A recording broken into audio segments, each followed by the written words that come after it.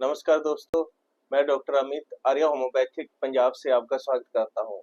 Slip disc, disc bulge, disc generation, ये क्या होता है दोस्तों? जब L3, L4, L5, S1 में डिस्क बल्ज, डिस्क डीजनरेशन या स्लिप डिस्क हो जाए तो हमें काफी तरह की प्रॉब्लम आने लग जाती है।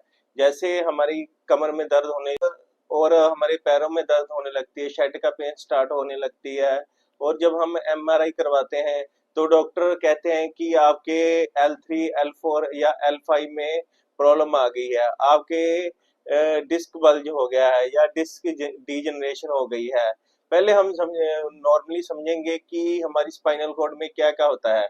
ये जैसे हमारी स्पाइनल कॉर्ड है, इसमें जो सर्वाइकल में C1 टू C7 होते हैं, जो वर्टिब्रे, और जो गर्दन के लिए रिस्पॉन्सिबल होते हैं, जो गर्दन की प्रॉब्लम होती है सर्वाइकल वर्टिब्रे करके होती है। आगे होते हैं T1 टू T12 तक जो होते हैं ये थोरैक्स के लिए होते हैं। ये गर्दन से लेके ऊपर पीठ तक होते हैं दोस्तों। और आगे होते हैं L1 टू L5, ये मतलब नीचे होते हैं, ये कमर के लिए रिस्पॉन्सिबल होते हैं। जो कमर की प्रॉब्लम होती है ये इनमें ही होती है, L1 टू S1 में। और नीचे होते हैं कोकेक्स और सैक्रल। और जो जो कोकेक्स होते हैं वो चार होते हैं, हमारी स्पाइनल कॉर्ड है। और अब डिस्क बल्ज क्या होती है दोस्तों? डिस्क बल्ज में आपको मैं एग्जांपल से समझाता हूँ। जैसे मैं अपने हाथ में बलून लेता हूँ और जब दोनों हाथ से बलून को दबाता हूँ तो बलून चारों तरफ दब जाता है। तो ये एक ये कारण होता है। और एक ये कारण है, अगर मैं बलून को आगे की तरफ दबाऊं तो ये बलून पीछे की तरफ ज्यादा जाएगा। इसी तरह डिस्क होती है दोस्तों, जो अपनी स्पाइनल कॉर्ड में होती है। जो अपनी स्पाइनल कॉर्ड, जो रीढ़ की हड्डी होती है उसमें डिस्क होती है। जब इसे हम डेली लाइफ में जब हम झुकते हैं या हम खड़े होते हैं या जब हम काम करते हैं या हम कोई कई लोग जो लेबर करते हैं तो ये डिस्क थोड़ी सी बाहर आ जाती है, फिर अंदर चली जाती है, फिर थोड़ी सी बाहर आ जाती है, फिर अंदर चली जाती है। बट कुछ केसेस में ये डिस्क बाहर की तरफ आने शुरू हो जाती है, और जिससे डिस्क जनरेशन और डिस्क बल्ज की प्रॉब्लम आ जाती है। इसे हम डिस्क डीजनरेशन या डिस्क बल्ज कहते हैं। ये मेनली दोस्तों L3, L4, L5 या S1 में होता है। और इसके कई कारण होते हैं दोस्तों। इसका ज्यादा जो कारण देखा गया है कि ये लेबर जो करते हैं लोग उनमें ज्यादा होता है, क्योंकि उनमें जब वो काम करते हैं कई बार डिस्क की प्रॉब्लम आ जाती है और ये डिस्क बल्ज या स्लिप डिस्क हो जाती है।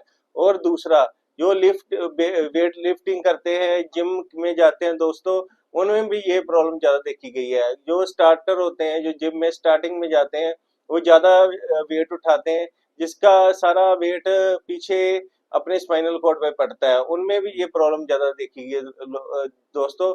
और जो हाउस वाइफ होती हैं, जो झुक के काम करती हैं, जो घर का काम करती हैं, उनमें भी स्लिप डिस्क या डिस्क बल्ज की प्रॉब्लम देखी गई दोस्तों। और जो मेनली ये उनमें भी देखी गई है दोस्तों, जो ड्राइवर ज्यादा देर तक अपनी गाड़ी में बैठे रहते हैं और जो ज्यादा ड्राइव करते हैं, उनमें भी स्लिप डिस्क या डिस्क बल्ज की प्रॉब्लम आ जाती है और डिस्क बाहर की तरफ आ जाती है।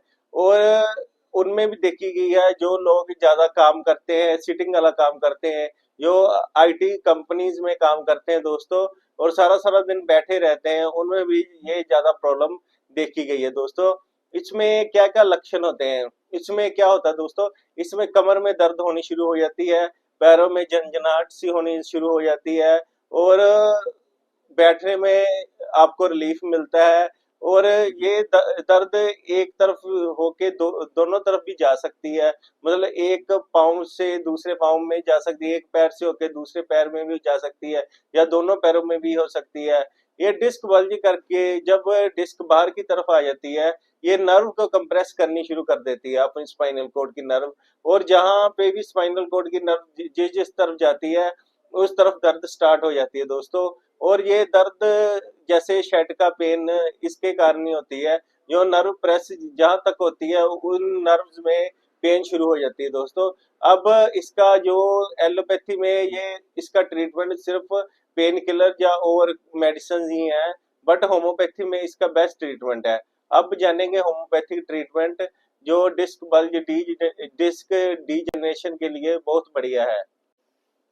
होम्योपैथिक मेडिसिन में सबसे पहली मेडिसिन है रूटा। रूटा 30 मेडिसिन उन लोगों के लिए है दोस्तों जो लोग सारा दिन सिटिंग करते हैं, जो लोग बैठे रहते हैं, जो लोग कम काम करते हैं और जिसके कारण उनकी डिस्क बल्ज या डिस्क बार की तरफ आ जाती है और उनमें कमर में दर्द होनी स्टार्ट हो जाती है या लेग्स में पेन होनी स्टार्ट हो जाती है, झंझनाहट सी महसूस होती है। तो रूटा की आप 2-2 ड्रॉप से सुबह शाम ले सकते हैं दोस्तों। अगली मेडिसिन है आर्निका 30।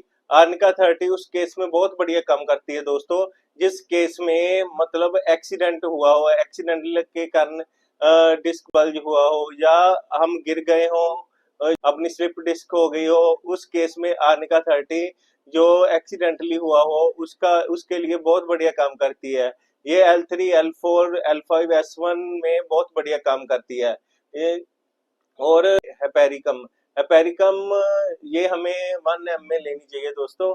ये नर्व्स के लिए बहुत बढ़िया काम करती है। आपको ये पता ही होगा कि जो स्पाइनल कोड होती है इनमें ज्यादा नर्व्स होती हैं। नर्व्स बहुत पतली होती हैं जो थ्रेड की तरह होती हैं और जब इनमें थोड़ा सा इन्फ्लेशन या स्वेलिंग वगैरह आ जाए तो भी ये प्रॉब्लम आनी स्टार्ट हो जाती है, हमारे स्वेलिंग या दर्द होनी शुरू हो जाती है। इसके लिए पेरिकम 1 ml बहुत बढ़िया मेडिसिन है दोस्तों।